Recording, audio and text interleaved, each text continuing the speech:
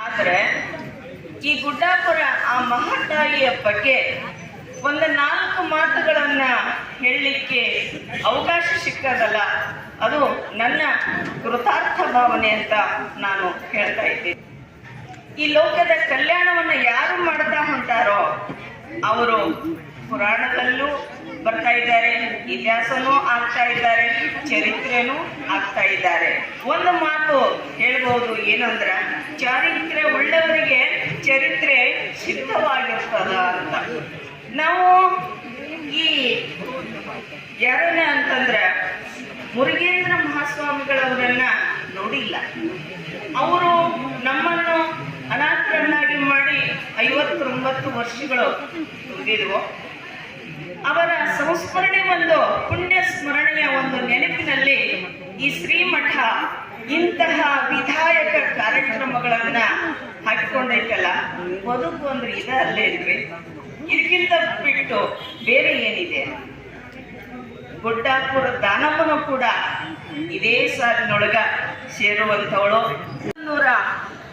1209 ಇಂಗಳಿಗೆ ಶಾಸನ, ವರ್ಧಮಾನಪುರ ಶಾಸನ ಹಾಗೂ 1278ರಲ್ಲಿ ಇರ್ತಕ್ಕಂತಹ ಬಿಜಾಪುರದಲ್ಲಿ 2 ಶಾಸನಗಳು ಸಿಕ್ಕಾವ. 2 ಶಾಸನಗಳಲ್ಲಿ ಒಟ್ಟು 7 ಶಾಸನಗಳಲ್ಲಿ ಆಕೆಯ ಬಗ್ಗೆ ಸಮಗ್ರವಾಗಿರ್ತಕ್ಕಂತಹ ಮಾಹಿತಿ ನಮಗೆ ಲಭ್ಯ ಆಗ್ತಾ ಇದೆ. ಇದು ಶಾಸನಗಳ ವಿಷಯ ಆಯಿತು. ಇನ್ನು ಕಾವ್ಯಗಳಲ್ಲಿ ಆಕೆಯ ಬಗ್ಗೆ ವಿವರ ಸಿಗ್ತಾ ಇದೆ.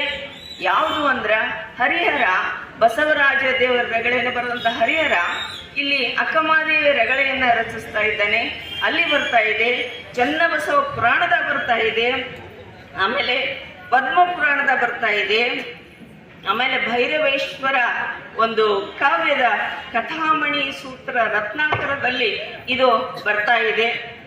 ಲಕ್ಕಣ ದಂಡೇಶನ ಶಿವತತ್ವ ಚಿಂತಾಮಣಿಯಲ್ಲಿ ಬರ್ತಾ ಇದೆ.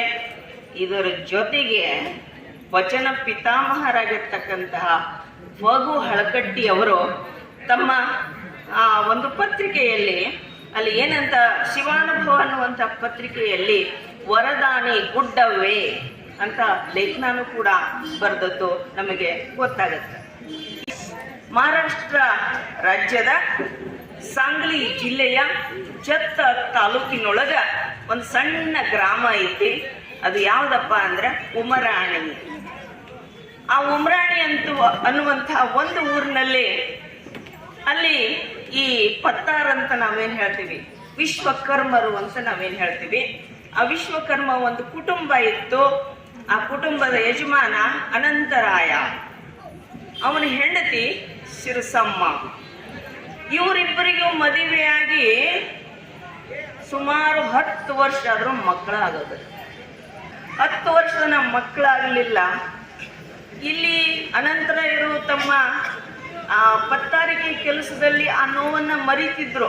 ಬಹುಶಃ ಆ ತಾಯಿ ಶಿರಸಮ್ಮಗ ಮಕ್ಕಳಿಲ್ಲದ ಕೊರಗನ್ನ ಮರಿಲಿಕ್ಕೆ ಸಾಧ್ಯನ ಆಗಲಿಲ್ಲ. ಶ್ರೀ ಗುರು ಬಸವಲಿಂಗಾಯ ನಮಃ. ಓಂ ಶ್ರೀ ಗುರು ಬಸವಲಿಂಗ ಪಡೆದುಕೊಂಡದಕ್ಕಾಗಿ ಬರ್ಡ್ ಸಂಸ್ಥೆಗೆ ಹಾಗೂ ಅದರ ನಿರ್ದೇಶಕರಾಗಿರುವಂತಹ ಶ್ರೀಯುತ ಮಾತೇಶ್ ಅಕ್ಸಿಮುದ್ದೀನ್ ಸರ್ ಅವರಿಗೆ ಕಾರ್ಯಕ್ರಮದ ಪರವಾಗಿ ಹುನಗುಂದ ನಗರದ ಎಲ್ಲ ಜನರ ಪರವಾಗಿ ಮತ್ತೊಮ್ಮೆ ತುಂಬ ಹೃದಯದ ಹಾರ್ದಿಕ ಅಭಿನಂದನೆಗಳನ್ನು ಸಲ್ಲಿಸುತ್ತಿದ್ದೇನೆ. ಓಂ ಶ್ರೀ ಗುರು ಬಸವಲಿಂಗಾಯ ನಮಃ. ಓಂ ಶ್ರೀ ಗುರು ಬಸವಲಿಂಗಾಯ ನಮಃ. ಓಂ ಶ್ರೀ ಗುರು ಬಸವಲಿಂಗಾಯ. ಯಾವುದೇ ತರನಾಗಿರ್ತಕ್ಕಂಥ ಜಾತಿ ವ್ಯವಸ್ಥೆಯನ್ನ ಇಡಲಿಲ್ಲ. ಆ ಸಂಸ್ಥೆಯೊಳಗಡೆ, ಮಠದೊಳಗಡೆ, ವಿದ್ಯಾಸಂಸ್ಥೆಯೊಳಗಡೆ ಇದ ಧರ್ಮದವರು ಬರಬೇಕು, ಇದ ಮತದವರು ಬರಬೇಕು, ಇದ ಪಂಥದವರು ಬರಬೇಕು ಅಂತ ಯಾರಿಗೂ ಕೂಡ ಅಲ್ಲಿ ಕಡ್ಡಾಯವನ್ನ ಹೇರಲಿಲ್ಲ. ಎಲ್ಲ ಇಸ್ಲಾಂ ಧರ್ಮದಿಂದ ಹಿಡಿದು ಕ್ರಿಶ್ಚಿಯನ್ ಧರ್ಮದಿಂದ ಹಿಡಿದು ಎಲ್ಲರಿಗೂ ಕೂಡ ಮುಕ್ತವಾಗಿ ಅವಕಾಶವನ್ನು ಕೊಟ್ಟು ಅನ್ನ ಅರಿವು ಆಳವನ್ನು ಮಾಡಿರ್ತಕ್ಕಂಥ ಕೀರ್ತಿ ವೀರಶೈವ ಲಿಂಗಾಯತ ಮಠಗಳಿಗೆ ಸಲ್ಲುತ್ತದೆ. ಎಂದಿಗೂ ಕೂಡ ನೀವು ನೋಡಬಹುದು, ಅದು ಸಿದ್ಧಗಂಗಾ ಮಠ ಆಗಿರಬಹುದು, ಸುತ್ತಿರನ ಮಠ ಆಗಿರಬಹುದು, ಅಷ್ಟೇ ಅಲ್ಲ, ಗದಗಿನ ವೀರೇಶ್ವರ ಪುಣ್ಯಾಶ್ರಮ ಆಶ್ರಮ ಆಗಿರಲು ಬಹಳ ಸುಂದರವಾಗಿ ನಮ್ಮ ಆಶ್ರಮದಿಂದ ಒಬ್ಬ ವಿದ್ಯಾರ್ಥಿ ಇಸ್ಲಾಂ ಧರ್ಮದ ಮಹಿಬೂಬ್ ಜಿ ಕನ್ನಡ ಹಾಡಕ್ಕೆ ಬರ್ತಾನೆ. ನಿಜವಾಗಿ ಹೇಳೋದಂದ್ರೆ ಆತ ನೋಡಿದ್ರೆ ಬಹಳ ಖುಷಿ ಆಗುತ್ತದೆ. ಇಸ್ಲಾಂ ಧರ್ಮದೊಳಗೆ ಜನ್ಮವನ್ನು ತಾಳಿದ್ರು ಕೂಡ ನಮ್ಮದು ಅನ್ನತಕ್ಕಂಥ ಮುಕ್ತ ಭಾವ ಬರಬೇಕು ನಮ್ಮೊಳಗೆ. ಯಾರು ಕೂಡ ಬೇರೆ ಅಲ್ಲ, ಯಾರು ಕೂಡ ಬೇರೆ, ಈಶ್ವರ ಅಲ್ಲ, ಬೇರೆ ಅಲ್ಲ, ಯಾರು ಕೂಡ ಬೇರೆ, ಎಲ್ಲರೂ ಕೂಡ ಒಂದೇ ಹೇಳ್ತಾರೆ. ಹಿಂದೂ ಜಾತಿ ಹೇ ಮಂದಿ, ಮುಸ್ಲಿಂ ಜಾತಿ ಏಕ ಹೈ. ಅವರು ಮಸ್ಜಿದ್ಗೆ ಹೋಗುತ್ತಾರೆ, ನಮಾಜನ್ನ ಮಾಡುತ್ತಾರೆ, ಏನೆಲ್ಲ ಪ್ರಾರ್ಥನೆಗಳನ್ನ ಮಾಡಿಕೊಳ್ಳುತ್ತಾರೆ. ನಾವು ಕೂಡ ದೇವಸ್ಥಾನಕ್ಕೆ ಹೋಗುತ್ತೇವೆ, ಪ್ರಾರ್ಥನೆಯನ್ನ ಮಾಡಿಕೊಳ್ಳುತ್ತೇವೆ, ನಾವು ಏನೆಲ್ಲ ಬೇಡಿಕೊಳ್ಳುತ್ತೇವೆ. ಹೇ ಭಗವಂತ, ಅವರ ನಮಾಜು, ನಿನ್ನ ಪ್ರಾರ್ಥನೆ ನಿರಾಕಾರವಾಗಿರ್ತಕ್ಕಂತಹ ಆ ಭಗವಂತನಿಗೆ ಮಾತ್ರ ಸಲ್ಲುತ್ತದೆ ಅಂತ ಕರೆಕೊಂಡು ಬರುತ್ತಾರೆ. ಎಲ್ಲ ಧರ್ಮಗಳು ಕೂಡ ಅದು ಒಂದೇ ಮಾರ್ಗವನ್ನ ಸೇರುವಂತದ್ದು. ಎಲ್ಲರೂ ಕೂಡ ನನ್ನವರು ಅನ್ನುವಂಥ ಭಾವವನ್ನು ತಾಳ್ಕೊಂಡಿರ್ತಕ್ಕಂಥವ್ರು, ಅದನ್ನ ಪಾಲಿಸಿರ್ತಕ್ಕಂಥವ್ರು ಹಾನಗಲ್ಲದರು ಕುಮಾರ ಶಿವಯೋಗಿಗಳು ಅನ್ನುವಂತಹ ವಿಚಾರವನ್ನ ಈ ದಿವಸ ನಾವು ಎಲ್ಲರೂ ಕೂಡ ಚಿಂತನೆಯನ್ನ ಮಾಡುವಂತವರಾಗಿದೆ. ಸುಮಾರು 10 ವರ್ಷಗಳ ಕಾಲ ಸುತ್ತೂರಿನಲ್ಲಿ, ಮೈಸೂರಿನಲ್ಲಿ ಅಧ್ಯಯನವನ್ನು ಮಾಡಿರ್ತಕ್ಕಂಥ ಪರಮ ಪೂಜ್ಯರು